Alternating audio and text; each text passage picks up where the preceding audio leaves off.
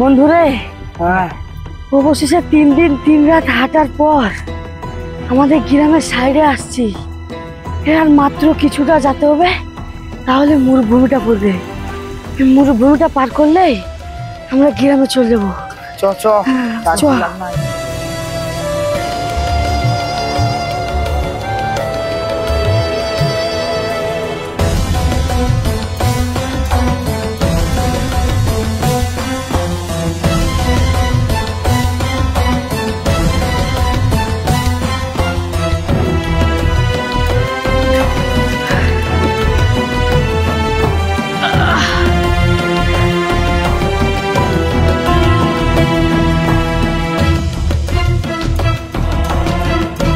বন্ধুরে, অবশেষে তাহলে জঙ্গল ফেলে মরুভূমিতে প্রবেশ করলাম।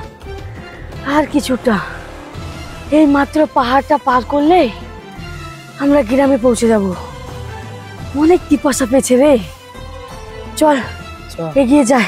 চল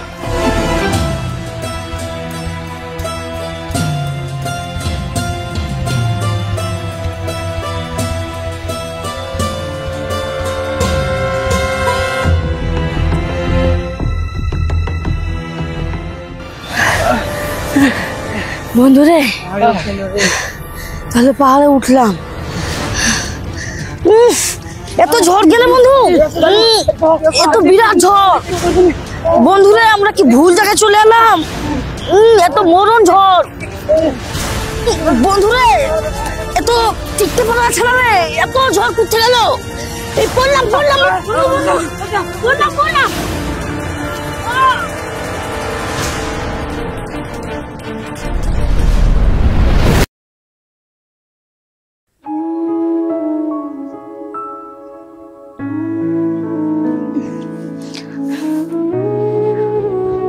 বন্ধুরে, আমরা তোর বেশিক্ষণ থাকবো না।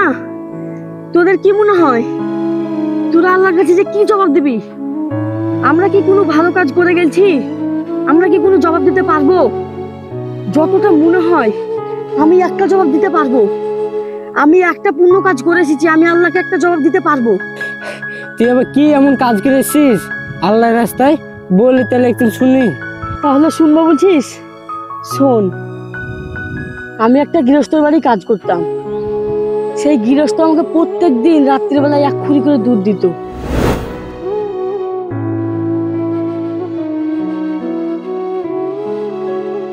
কি ব্যাপার, মা ঘুমে গেছে মনে হচ্ছে?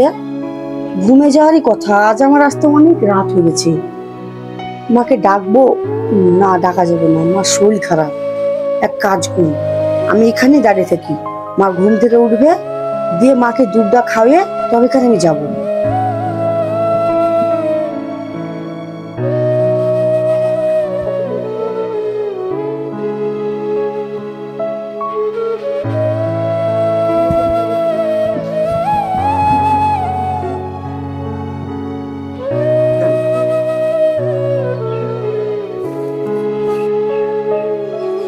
কিরে বাবা, তুই ওখানে দাঁড়িয়ে কেন? আয় ভিতরে আয়।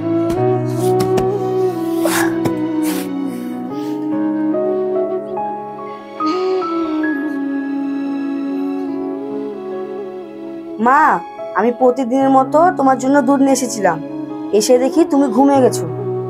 তারই জন্য তোমার ঘুম ভাঙার আশায় আমি দুয়ারে দাঁড়িয়েছিলাম। তোমার ঘুম ভাঙলো? নাও মা, দুধটা খেয়ে নাও।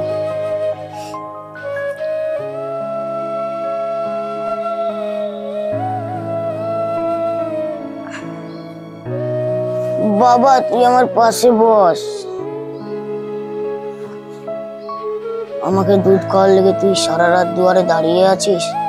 আমি যদি কোনো পুরনো কাজ করে থাকি, আল্লাহর ওসিলায় তোকে যেন বিপদ আপদের হাত থেকে রক্ষা করে। ঠিক আছে মা, এখন আমি আসি। কালকে আমি বিদেশ যাব, তাই জামা কাপড় গুছাতে হবে। তুমি তোমার শরীরের যত্ন নিও। হ্যাঁ, এখন আমি আসি। ঠিক আছে বাপ, তুই ভালো করে যাস।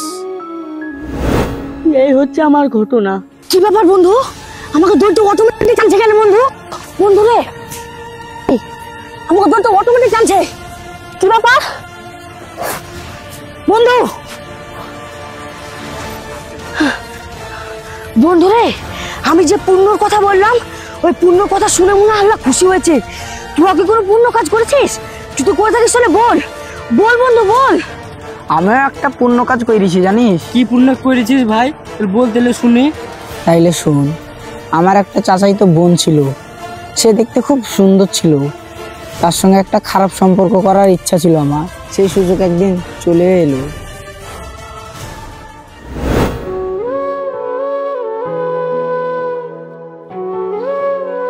ভাই ভাই আমি অনেক বিপদে পড়েছি ভাই।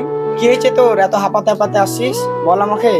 আমি অনেক বিপদে পড়েছি ভাই, আমাকে 500 টাকা দাও, আমি তোমাকে খুব তাড়াতাড়ি দিয়ে দিবো।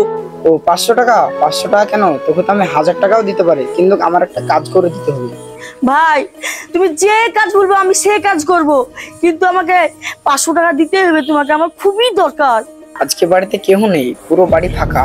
তুই যদি আমার সঙ্গে আজকে সুসম্পর্কটা করতে রাজি আছিস, তাইলে কার আমি তোকে 500 টাকা দিতে রাজি। ভাই আমি সবই বুঝতে পারছি, আজকে তোমাদের বাড়িতে কেউ নাই, আমি যদি তোমার সাথে সম্পর্কটা করি তাহলে কেউ দেখতে পাবে না, কিন্তু তুমি এটা ভেবেছো যে আমার আল্লাহ সব দেখছে। তুমি যদি আমার সাথে সম্পর্কটা করো, আল্লাহ ডাক যেদিন তোমার কাছে চলে আসবে, সেদিন তুমি আল্লাহর কাছে যে তুমি কি কথাটা বলতে পারবা যে আমার একটা বোন আমার কাছে 500 টাকা চাইতে এসেছিল, তাকে আমি 500 টাকা দিয়ে আমি ওর সাথে খারাপ ব্যবহার করেছি, তুমি কি এটা আল্লাহর কাছে বলতে পারবা? বোন রে, তুই আমার চোখ দুটো খুলিয়ে দিবি, তুই আমাকে ক্ষমা করে দিস রে বোন। আল্লাহর ভয় তুই আমাকে দেখিয়ে দিবি বোন। বোন রে, এটা তুই 500 টাকা মতন লে বিপদ থেকে উদ্ধার হোক, আর অন্যদিন যদি লাগে আমাকে বলবি, আমি তোকে আবার দিব। ভাই তুমি আজকে আমাকে অনেক বড় বিপদের হাত থেকে রক্ষা করলা, আল্লাহর কাছে দোয়া করব যে তোমাকে অনেক বিপদের হাত থেকে রক্ষা করে। ভাই তুমি থাকো, আমি আসি।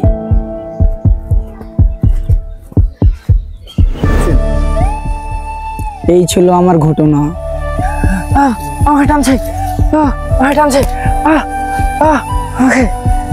বন্ধু রে, আমি বাইচি গেলাম রে বন্ধু। তুই যদি কোনো পুরনো কাজ করে থাকিস বল রে বন্ধু। বন্ধু রে, আমি বাজবো কে জানি না, আমি যতটুকু জানি আমি একটা পুরনো কাজ করে এসেছি। তাহলে শোন তাইলে।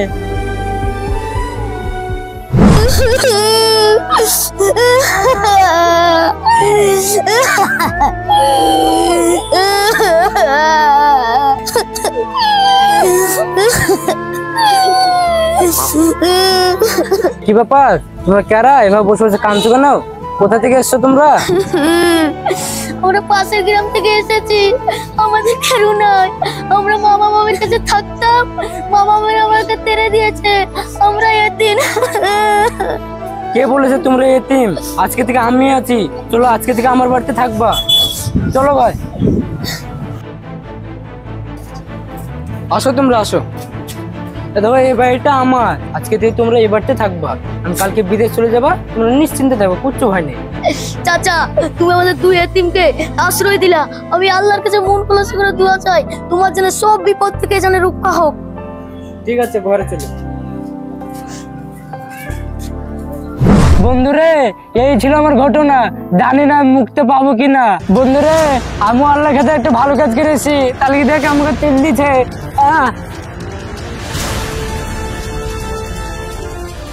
বেঁচে গেছি, বেঁচে গেছি, বেঁচে গেছি। বন্ধুরে, আজকে আমরা অনেক বড় বিপদের হাত থেকে বেঁচে গেছি, শুধুমাত্র আমরা একটা পুণ্য কাজ করেছি তার জন্য। তোরা কথা দে, দেখ আল্লাহর কি কেরামতি, আমরা একটা পুণ্য কাজ করেছি তার জন্য আমরা মৃত্যুর হাত থেকে বেঁচে গেলাম। আমরা যদি একটা জায়গাতে 100টা পুণ্য কাজ করতাম, তাহলে আমাদের কি এই বিপদের মুখোমুখি হতে হতো? তাহলে কথা দে বন্ধু। হ্যাঁ বন্ধু, কথা দিলাম, আজকে থেকে আমরা ভালো রাস্তায় চলবো, আর খারাপ রাস্তায় চলবো না। চল তাহলে। ঠিক আছে, চল।